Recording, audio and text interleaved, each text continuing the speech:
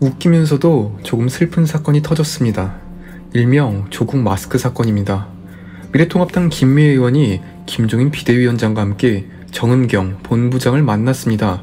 그런데 위사진이 논란이 되었습니다. 마스크가 우리가 아는 KF94 황사 마스크와는 조금 다릅니다. 이로 인해 좌파 성향의 커뮤니티에서 엄청나게 욕을 먹었습니다. 어떻게 망사 마스크를 쓰고 오냐고요. 옮기려고 작정을 했냐, 김종인이 책임자니 대신 사과하라고 합니다. 댓글이 수백 개가 달립니다. 국회의원이나 되는 사람이 사태의 심각성을 모른다고요. 그런데 알고 봤더니 나노 마스크라고 합니다. 일반 미세먼지 마스크보다 차단율이 높다고 해요. 망사 마스크가 아니고 더 좋은 마스크였던 것이죠. 그리고 마지막 댓글이 달리며 더 이상 댓글이 올라오지 않습니다. 조국 장관님도 똑같은 거 쓰셨어요. 글 내려주셔야 할 것 같습니다. 흑흑. 조국도 똑같은 나노 마스크를 쓰고 법원에 나온 것이죠.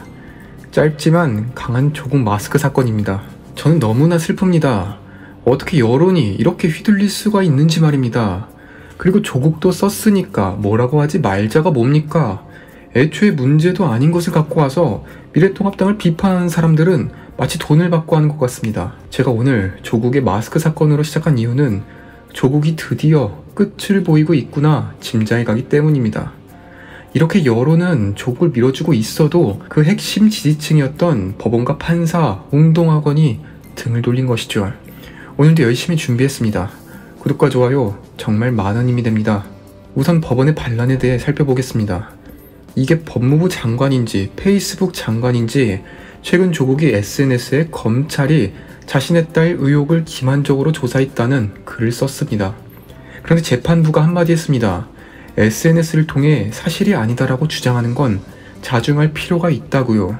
이건 정말 정중하게 말한 것이고 말하고자 하는 것은 함부로 손가락 놀리지 말라는 겁니다.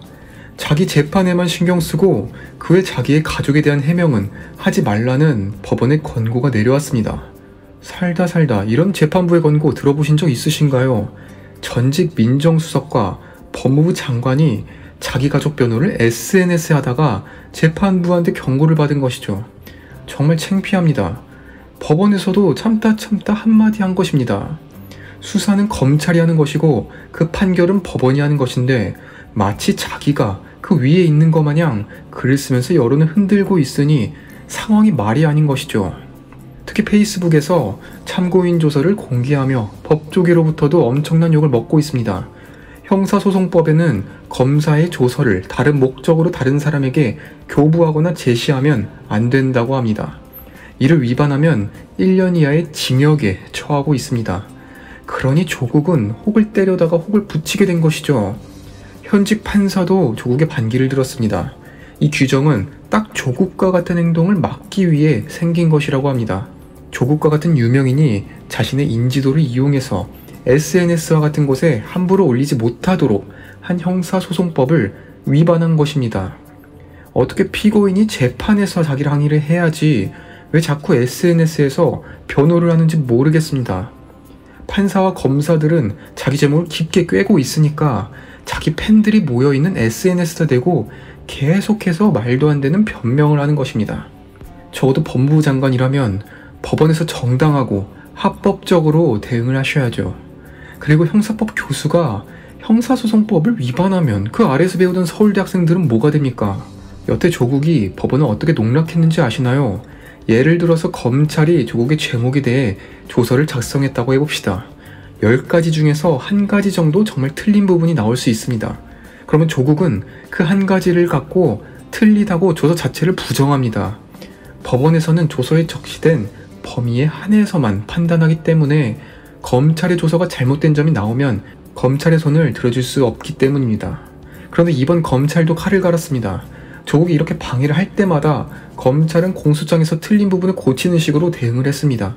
그런데 작년까지는 법원이 조국의 손을 들어서 정경심이 무죄가 나오도록 재판을 해왔던 것입니다.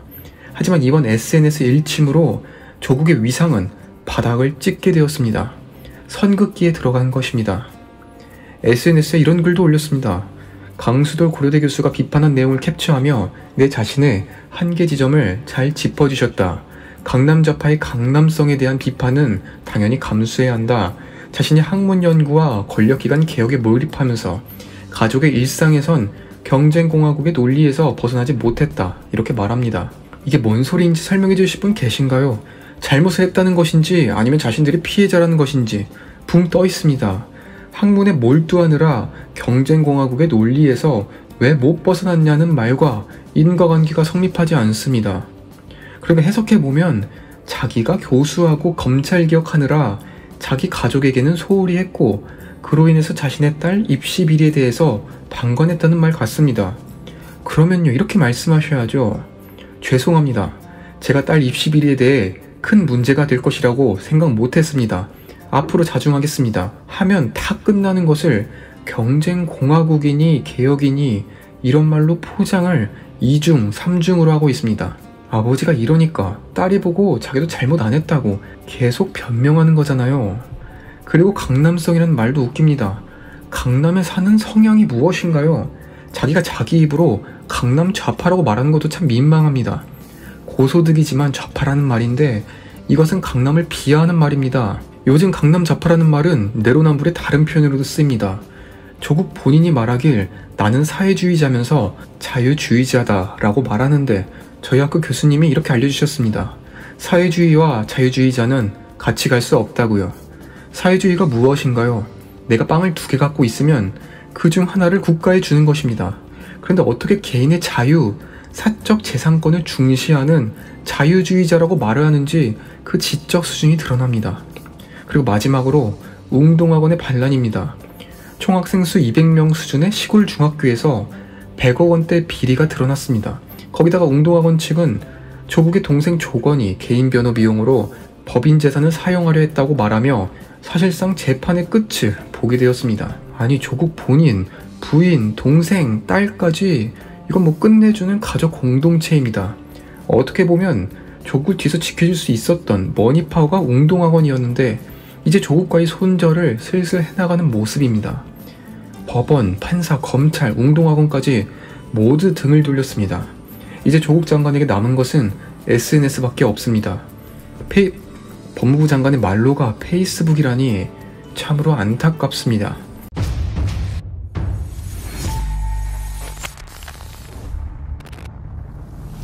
예, 안녕하십니까. 젊은 시각입니다. 요즘 취업이 쉽지 않습니다. 나름 좋은 대학 나왔다고 생각했는데 취업의 문이 너무나도 좁습니다. 어디를 지원하려고 해도 경쟁자는 넘치고 그렇다고 눈을 낮추자니 그건 또 싫고 그런 상황입니다. 그런데요, 저와는 반대로 엄청나게 화려한 삶을 사시는 분이 있습니다. 경희대학교 국제 캠퍼스를 졸업하고 KBS 아나운서가 되었습니다. 대단하죠? 그런데 잘 나가던 아나운서가 갑자기 사표를 제출하고 문재인 당시 대선 후보 캠프에 합류합니다. 문재인 정부 출범 직후 청와대 부대변인으로 임명되었습니다. 그리고 2019년 고민정 부대변인은 청와대 1급 비서관으로 승진합니다. 상상이 가시나요? 행정고시 출신도 가기 힘든 1급 공무원을 아나운서가 2년 만에 달아버립니다. 그리고 또 대변인을 사퇴하고 국회의원 선거에 나가 오세훈 시장을 꺾고 국회의원이 되었습니다. 앞으로 그녀의 앞길은 누구도 막을 수 없을 정도로 빠르면서 추진력 있게 쭉쭉 올라갔습니다. 그러면서 발언도 세졌습니다. 이번 광화문 집회를 불법 폭력 시위로 규정하며 거세게 비판했습니다. 국가 방역체계를 뿌리채 뒤흔든 사랑제일교회에 강력한 법적 대응이 이루어져야 한다고요. 이를 보면 고민정 의원이 법을 중시하는구나 생각이 듭니다. 그런데 웬걸 이 말을 한 날인 17일 비공개로 검찰 조사를 받았습니다. 그 죄명은 이재명 지사로 이미 들어본 공직선거법 위반 혐의입니다. 이상하지 않으신가요? 국민들에게 불법 시위라며 법을 강조하더니 정작 국회의원인 본인은 선거법 위반으로 조사를 받고 있습니다. 그런데 혐의 내용을 살펴보니 심상치 않습니다. 아니, 국회의원 날아갈 정도입니다. 같이 살펴봅니다. 위 사진은 고민정 당시 후보의 선거 공보물입니다. 박상철 자양전통시장 상인회장이 고민정 후보를 응원한다는 내용이 담겨 있습니다. 이분은 현직 주민자치위원입니다. 주민자치위원은 정치적 중립을 지키게 되어 있습니다. 따라서 선거운동을 할 수 없는 자로 공직선거법은 규정하고 있습니다. 특히 제255조에 따르면 이러한 주민자치위원이 선거운동을 하면 3년 이하의 징역 또는 600만원 이하의 벌금에 처한다는 규정이 있습니다.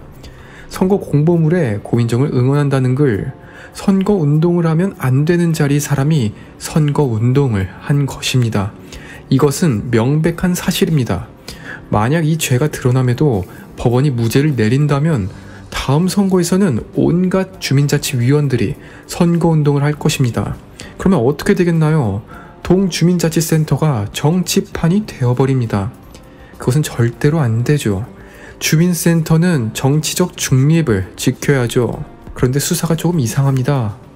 비공개로 검찰 조사를 받았습니다. 광진구 선관위가 고민정 의원이 공직선거법 위반 소지가 있다고 보고 검찰에 수사를 의뢰했는데 왜 비공개로 조사를 했을까요? 고민정 수사를 맡은 서울 동부지검은 최근 추미애 아들 사건을 맡은 김남우 검사가 진급에서 배제되며 사의를 냈었죠. 댓글에 따르면 추미애 사람인 김관정 검사가 있다고 합니다. 그러게 말입니다. 민주당 주요 인사는 비공개 수사로 진행되는 것이 의혹을 더 증폭시키는 것 같습니다. 정말 죄가 없고 떳떳하다면 당당하게 나오셔야죠. 이것은 국민의 알 권리 침해입니다. 고민정 의원, 예전부터 말이 많았습니다. 국회의원이 국민들을 상대로 수강료를 받고 강의를 하는데 남편을 섭외했던 적이 있습니다. 이로 인해 엄청난 논란이 일자 조기영 씨는 남편이기 이전에 시인이며 시인으로서 주민들에게 강연할 예정이었다고 답합니다. 국회의원 달고서 하는 처음 일이 바로 남편에게 강의를 열게 해준 것이죠. 또 웃긴 것은 유료 강의인 이유가 선거법상 무료 강연이 안 된다고 합니다. 그래서 비용을 20만원을 측정했다고 하며 법 준수를 강조했는데 그런 사람이 주민자치위원을 선거 공보물에 담아 8만 장을 배포한 것입니다. 정말 내로남불이죠. 그러면 국민들에게 죄송하다고 했을까요? 오히려 오세훈 후보가 위반을 했다고 합니다. 내용을 들어보니 선관위의 조사 의뢰가 경쟁자인 통합당 오세훈 후보 측에서 흘러나왔다며 이는 명백한 선거중리 의무 위반이라는 것입니다. 이가 잘 안 가시죠? 상황이 말이 안 되는 것이라 그렇습니다. 그러니까 자신의 선거법 위반에는 말하지 않고 자신의 잘못을 고발한 오세훈 측의 잘못이다, 뭐 이런 얘기입니다. 정말 민주당 측으로부터 잘못을 인정하는 것을 듣기가 이렇게 어려운지 모르겠습니다. 그리고 윤미향, 조국도 자기 존재를 드러내고 있습니다. 우선 윤미향은 검찰 소환 자체를 거부했습니다. 지난 1차 소환 조사는 마쳤으나 2차 소환 조사에 불응하며 수사가 장기화된 것입니다. 그리고 1차 검찰 조사 소식이 언론을 통해 알려지자 검찰에 강하게 항의했다고 합니다. 어떻게 피의자가 수사를 하는 검찰에게 항의를 할 수 있는지 의문입니다. 이로 인해 검찰 내부에서는 윤미향 의원이 소환에 거부한 것은 검찰이 자꾸 자신의 조사를 언론에 흘려주기에 이에 항의한 것이라는 말도 있습니다. 이것이 말이 안 되는 게 평범한 국민이 검찰의 수사를 받는다면 소환 조사를 거부할 수 없습니다. 안 가서 좋을 게 없습니다.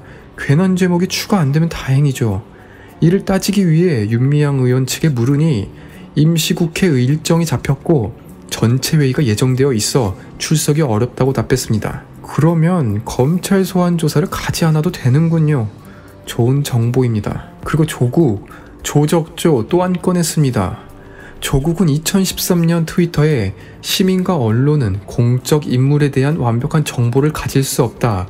따라서 공인에 대한 검증 과정에서 부분적 허위가 있었음이 밝혀지더라도 법적 제재가 내려져서는 안 된다고 말했었죠. 그리고 또 손해배상 소송을 냈습니다.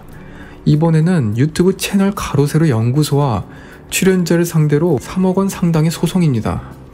자신의 딸에 대해 명예훼손했다는 거죠. 아니 자기가 검증 과정에서 부분적 허위가 있어도 법적 제재가 내려져서는 안 된다면서요. 왜 자꾸 자신의 과거와 싸우는지 모르겠습니다. 고민정, 윤미향, 조국 이 세 명의 공통점은 무엇일까요? 바로 자신의 잘못을 인정하지 않는다는 것입니다. 오히려 상대방이 잘못이라고 추궁하는 것입니다. 정말 문제 많습니다. 시청해주셔서 감사합니다. 구독과 좋아요 부탁드립니다. 감사합니다.